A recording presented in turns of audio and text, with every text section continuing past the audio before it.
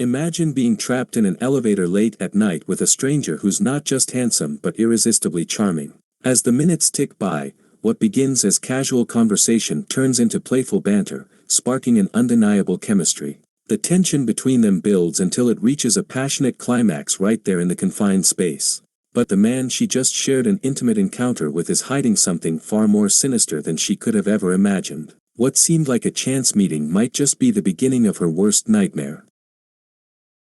Our story begins with Jennifer, diligently working on her laptop in the quiet, empty office. Meanwhile, on another floor, Gaiman was in the restroom, straightening his tie and readying himself to head home, a bottle of wine in hand. Jennifer was preparing to leave as well, but her destination was far more distant. She was about to board a flight to New York. Though they started on different floors, fate brought them together in the elevator. As the doors slid shut, they struck up a light conversation, exchanging small talk to fill the silence. Suddenly, their attention was drawn to a small doodle scrawled on the elevator wall, an unexpected and curious little detail that added a touch of whimsy to their brief encounter. The doodle depicted a man desperately trying to escape from a box. Suddenly, the elevator jolted to a stop. Gaiman frantically pressed a few buttons, but nothing worked. He called out, but his voice seemed swallowed by the silence. Attempting to pry the doors open proved futile, and their pleas for help through the security camera went unanswered. As the minutes dragged on, Gaiman grew impatient. He fashioned a makeshift funnel to amplify his calls for help, while Jennifer banged on the door and shouted, but still, there was no response. In a final attempt, Gaiman tried jumping to reach the upper hatch, but failed. Jennifer then climbed onto his shoulders, hoping to find an escape hatch, but instead, she slipped and injured herself, leaving them both trapped and increasingly desperate. Now trapped, Gaiman tried to lift Jennifer's spirits with his humor, finally managing to break the tension between them. As they settled into their situation, Gaiman offered her some water to drink, noticing she was thirsty. However, Jennifer, ever practical, suggested they conserve their resources, uncertain how long they might be stuck in the elevator. Half-jokingly, she remarked that they might be there until Tuesday, a thought that hung in the air, adding a layer of unease to their predicament. As time passed, Jennifer began to feel the growing urgency to pee, but she hesitated, embarrassed by the situation. Gaiman, noticing her discomfort, offered his coat as a solution, but she quickly refused, mortified by the idea. Eventually, unable to hold it any longer, she reluctantly relieved herself in an empty thermos, still blushing with embarrassment. To distract herself from the awkwardness, Jennifer took out a pen and drew a little character on the elevator wall, a sketch of herself, trapped in the elevator, capturing the surreal nature of their predicament. Out of curiosity, Jennifer slyly asked Gaiman if he had a girlfriend, to which he replied that he didn't. Relating to the topic, Jennifer confessed that she was on her way to surprise her crush in New York, though their relationship was complicated, so much so that he might not even want to see her. As the conversation deepened, they decided to share the bottle of wine Gaiman had brought, relaxing into a more comfortable and open exchange. After a few laughs, they started drawing on the files they had with them. As they sketched, Gaiman admitted that he had noticed her a few times in the building and thought she was pretty. When they finally revealed their drawings, Jennifer had playfully depicted Gaiman drinking wine, while Gaiman had sketched a beautiful portrait of her, capturing the quiet charm he had always admired from afar. As the tension between them thickened,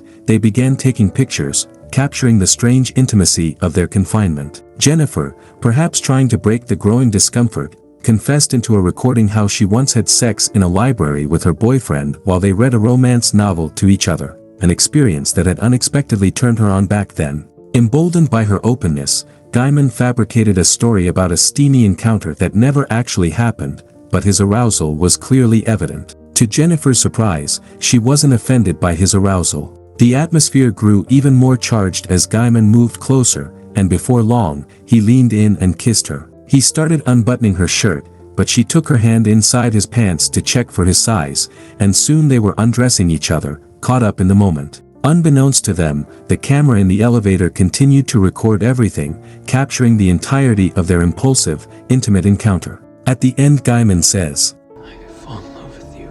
But Jennifer withdrew. Gaiman was clearly attaching to her, but she confessed that she was going to patch up with her ex-fiancé back in New York and everything that happened here was just a casual hookup. She told him to let go off of his feelings. Gaiman was clearly broken from inside as the things went complicated. As their conversation continued, Gaiman's tone began to shift, taking on an unsettling edge. He started to reveal things that made Jennifer uneasy. He wasn't new to the building, nor was he actually an accountant. In fact, his name wasn't even Gaiman. With a chilling calmness, he confessed that he was actually a security guard who had once worked at the front desk. He had been watching her for a long time, feeling invisible and unnoticed, simmering in his own frustration. His voice grew more intense as he admitted that everything that had happened, the elevator malfunction, their time together, had all been meticulously planned by him. He had orchestrated the entire situation, trapping them both in the elevator, hoping that by spending time together, she might finally notice him and even fall for him. After their heated encounter, Gaiman finally revealed that he had the keys to the elevator all along. He unlocked the doors, but as Jennifer stepped forward to leave, a surge of anger overtook her. She turned back and threatened to call the cops on him for what he had done. In a moment of panic, Gaiman quickly shut the elevator doors again, trapping them once more. Jennifer, furious, lunged at him. In the ensuing struggle, the key snapped in his hand, leaving them truly stuck this time. Enraged and desperate, Jennifer lashed out, hitting him hard with her boot. Gaiman crumpled to the floor, unconscious. Her anger quickly gave way to concern as she knelt beside him, checking to see if he was okay, but when Jennifer regained consciousness, she found Gaiman slumped in the corner of the elevator, looking disheveled but awake. Confused and still shaken, she demanded to know why he had done this to her. Gaiman's response was chillingly cold. He claimed that it was easier to connect with someone this way, through manipulation and control. Jennifer's mind raced with questions, and she asked about the other security guards. Gaiman explained that he had taken their shifts as part of his elaborate setup.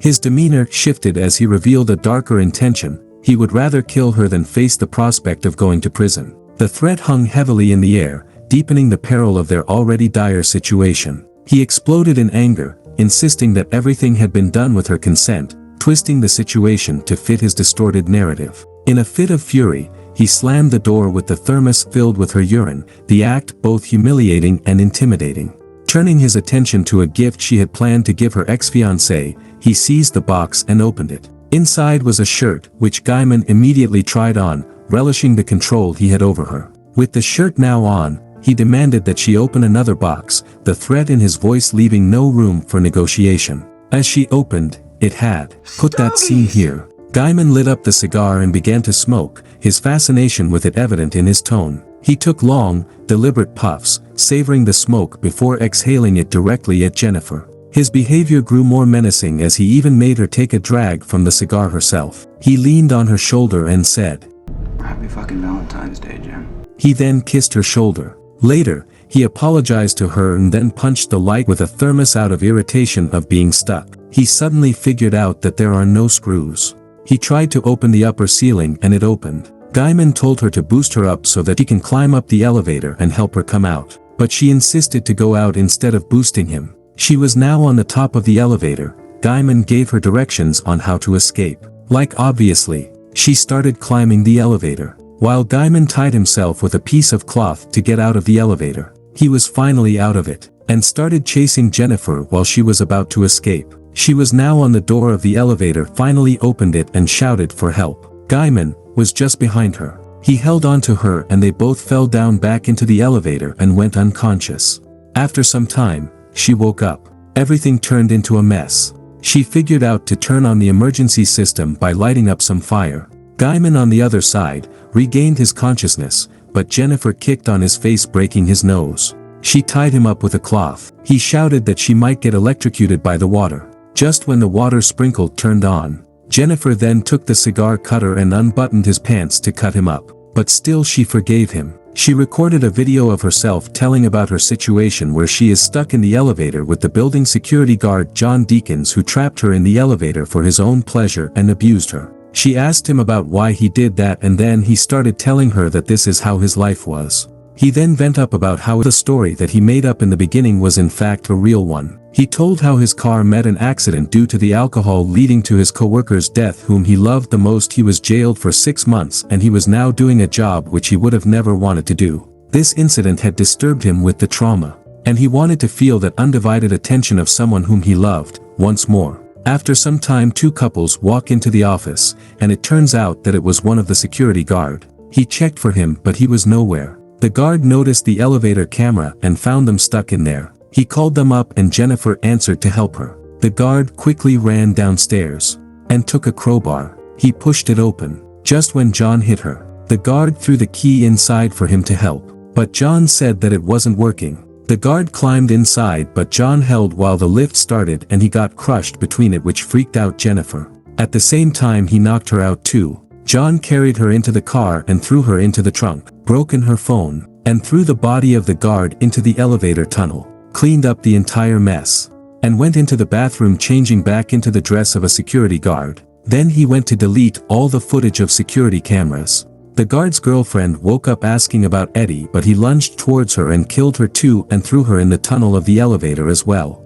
Then, John drove the car near a trash can, filling it up with gasoline. John then went near the car's trunk to check for her. He opened the trunk to see her limp body. She looked dead, but as he turned around, she hit him with the gasoline container. She went into the car and drove far away. She then reversed the car backward straight towards him. She came out of the car to see him stuck in the container. So she lit up the cigar and threw it into the container, burning him to death. Make sure to subscribe and turn on the notifications so you can watch more videos like this.